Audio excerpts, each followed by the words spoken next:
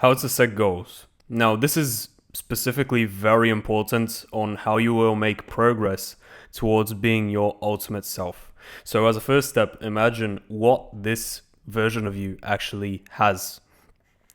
Imagine the specific qualities and imagine the specific materialistic things that you want to be your ultimate self. Whether this be money, whether this be character traits, you need to log this in. So, write it out. Specifically, get a pen and a piece of paper and write out what you want to be and how you want to achieve it. Now, here's where a lot of people make the mistake. Most people imagine that you're gonna start making progress in everything once you start getting into the zone or starting the grind. Well, I like to imagine this. You get two circles, right? And imagine you have a finite amount of energy you can put into success and progress. So, you trying to pull in all of these different directions, you're making just tiny bit of progress in every single one. Sure, you're making progress, but it's barely noticeable.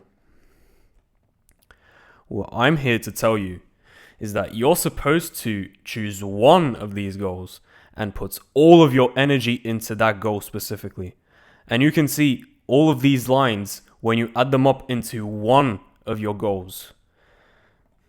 Maximum 2. You have such a detrimental difference in the amount of progress you've made. And as you know, I've been telling you this the whole time I've had my channel. Progress equals motivation. So, do you think that having that blast off with one of your goals is gonna have you less motivated for the other things? No. So, how do we get started, really? Well, write out the specific actions that will take you towards your goal. This would mean that if you, for example, want to make YouTube videos, you have to script the video, you have to record it, and you have to edit it after that. Now, really think about it. Which one of these things is the most valuable towards your YouTube channel growing? It's not editing, because everyone can edit. You can hire an editor. It's not scripting. It's recording. Because the video is what gets published. It's not the editing that makes the content of the video different. It's not the script that makes the video perfect. It's how you record it. So here, I like to use the idea of the 80-20 principle, in which basically 80% of the results are found in 20% of the actions. And when you figure out what action it is that fulfills these 20 vital percentages, you will get 80 or even more of the possible results you could have gotten. So for YouTube, it is recording videos. But people like to think about, oh, what about the thumbnail? What about my channel banner? And all of this bullshit. You're worried about the wrong thing, is what I'm saying here. So figure out what this 20% is for you. After you have figured out what your goal is, which I'll tell you right now, when you figured out what person you want to be and you wrote it out, you got a ton of goals. All right? Well, figure out which one or two of these goals will make the most drastic difference in your life. So for many people, this would be the aesthetic physique, going to the gym. For many people, this will be money starting a purposeful work. For many people, this will be mental health, because your mental health is fucked up and you can't even get work done even if you wanted to. So figure out what 1 or 2 goals will make the biggest difference in your life, and you will choose those goals. I recommend 1, but 2 is sort of fine if you want to do it.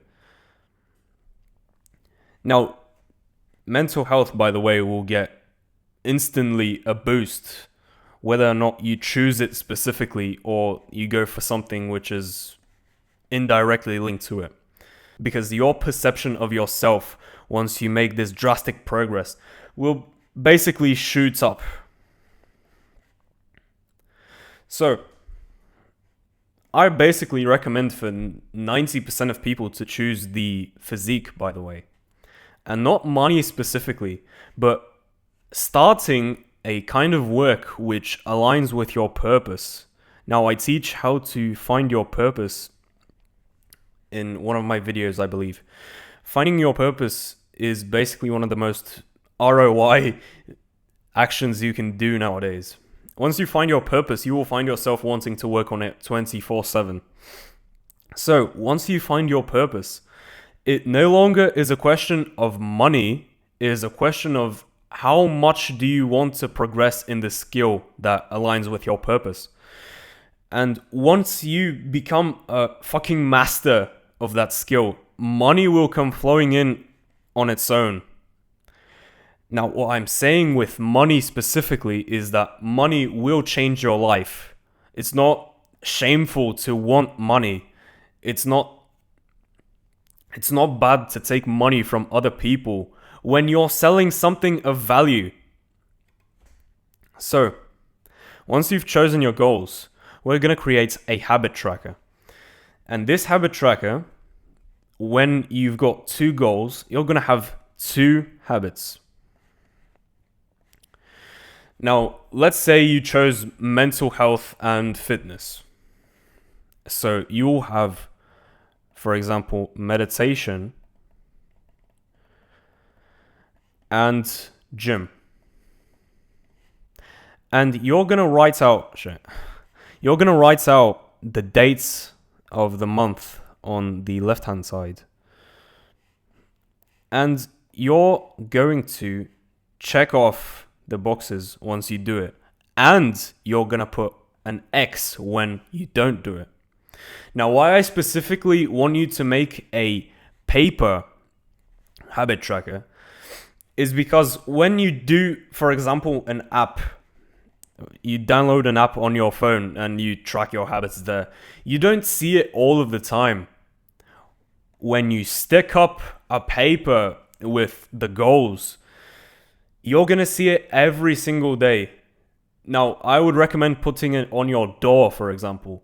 And if you want some extra motivation, put it on the outside of your door. So when your family walks by and sees all of these X's, you're going to feel shit about yourself and you're going to change that. Also, something which is very valuable that people don't really understand.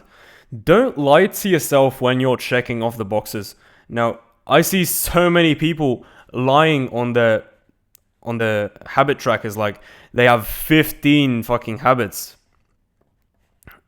And somehow they've done them all. It's not realistic. You see so many checks. It's not realistic that you're gonna have this success so early on.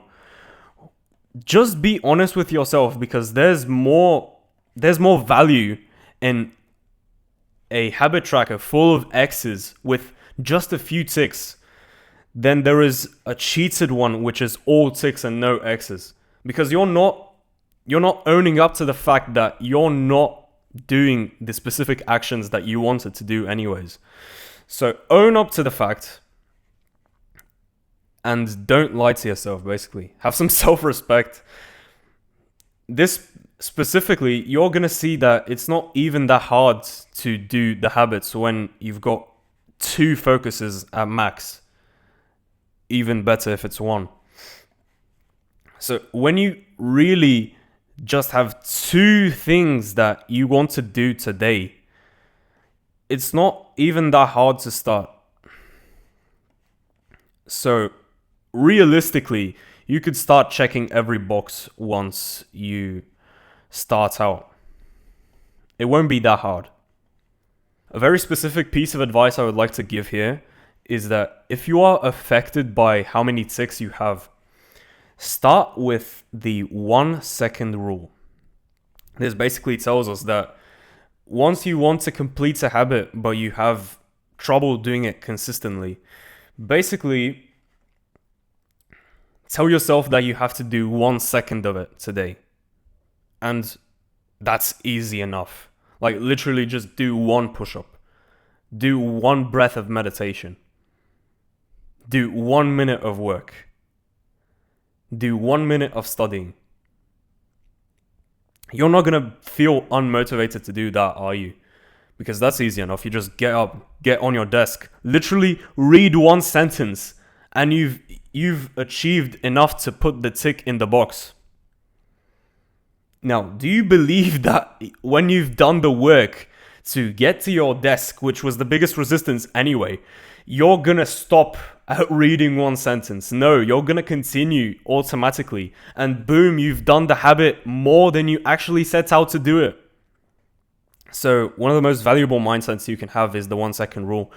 And you're gonna make so much monumental progress when you start living with not that big of an expectation of how much work you're gonna do. You just set out and do it.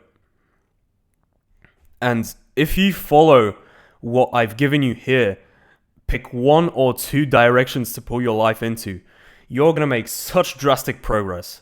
So please follow this guide to the best of your ability and you will make drastic progress. Thank you for watching today.